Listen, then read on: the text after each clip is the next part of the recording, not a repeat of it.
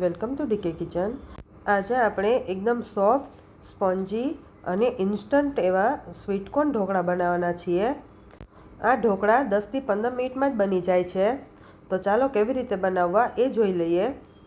તો એના માટે એક બાઉલમાં આપણે 1.5 કપ જેટલી સૂજી લેવાની છે।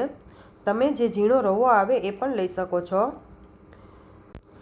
પછી આપણે તેમાં અડધો કપ બેસન એડ કરી દઈએ। બેસનને ચાળીને જ લેવાનો।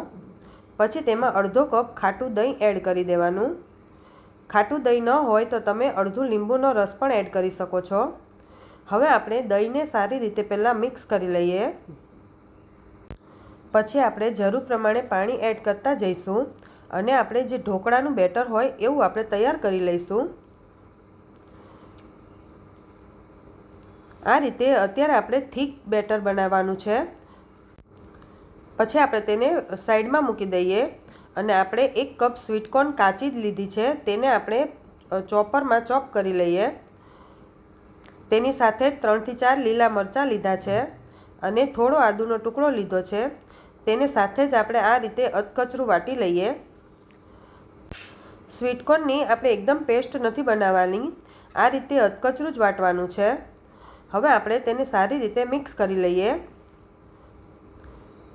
પછી આપણે તેમાં જોઈએ એ પ્રમાણે પાણી એડ કરીશું। તો પહેલાં આપણે મસાલા એડ કરી લઈએ। તો તેમાં આપણે મીઠું સ્વાદ પ્રમાણે એડ કરી દઈએ। હળદર અડધી ચમચી અને અડધો લીંબુનો રસ મેં એડ કર્યો છે। લીલા ધાણા એડ કરી દઈએ। લીલા ધાણા તમારે ન એડ કરવા હોય તો પણ ચાલે। હવે આપણે આ બધા જ મસાલાને સારી રીતે મિક્સ કરી લઈએ। સારી રીતે મિક્સ કરી લીધા પછી આપણે તેમાં જરૂર પ્રમાણે પાણી થોડું એડ કરીશું।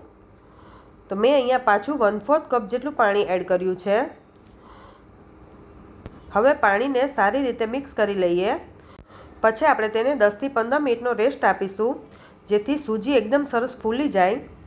10 થી 15 મિનિટ પછી જોઈએ તો આપણું બેટર એકદમ સરસ પરફેક્ટ થઈ ગયું છે। જો તમને અત્યારે જરૂર લાગે તો તમે પાછું 2 થી 3 ચમચી જેટલું પાણી એડ કરી શકો છો। પછી આપણે તેમાં 1 ચમચી જેટલું તેલ એડ કરી દઈએ। તેલ અહીંયા કાચું જ એડ કર્યું છે। તેલ એડ કરવાથી ઢોકળા અંદરથી પણ એકદમ સરસ સોફ્ટ બને છે અને ખાતા ટાઈમે ડૂચો પણ નથી વળતો। પછી આપણે 1 પેકેટ ઈનોનું એડ કરી દીધું અને તેમાં 1 ચમચી પાણી એડ કરીને સારી રીતે મિક્સ કરી લઈએ। ઈનો એડ કરો ત્યારે તેલથી ગ્રીસ કરેલી ડીશ પણ તૈયાર જ રાખવાની અને સ્ટીમરને આપણે ગરમ કરવા મૂકી દેવાનું। પછી જ ઈનો છેલ્લે એડ કરવાનો। બંને પ્લેટ એકસાથે જ હું મૂકવાની છું, એટલે આ રીતે મેં એડ કર્યું છે। ઉપરથી થોડું લાલ મરચું સ્પ્રિંકલ કરી લઈએ। હવે આપણે બંને પ્લેટ એકસાથે જ મૂકી દઈએ અને તેને આપણે 10 મિનિટ આપણે સ્ટીમ થવા દેવાની છે। હવે 10 મિનિટ પછી જોઈ લઈએ। જો તમને કાચા લાગતા હોય તો તમે પાછું તેને 5 મિનિટ ચડવા દેજો। આપણા ઢોકળા થઈ ગયા છે તો આપણે તેને નીચે ઉતારી લઈએ। તેના ઉપર રાઈ અને મીઠા લીમડાનો વઘાર રેડી દઈએ। તમારે એ ન કરવું હોય, એમનેમ ખાવું હોય તો પણ ખૂબ જ સરસ લાગશે। અત્યારે સ્વીટકોર્નની સિઝન ચાલે છે, તો આ ઢોકળા ખરેખર એકવાર ટ્રાય કરવા જેવા છે। ટેસ્ટમાં પણ ખૂબ જ સરસ છે। હવે તેને આપણે કટ કરી લઈએ।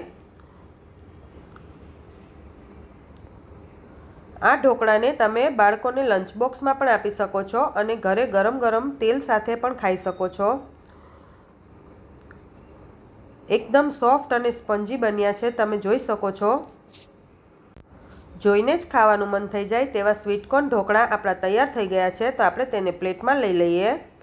તમે પણ ઘરે જરૂરથી ટ્રાય કરજો અને તમને મારો વિડીયો ગમ્યો હોય તો લાઇક, શેર અને સબસ્ક્રાઈબ કરવાનું ન ભૂલતા।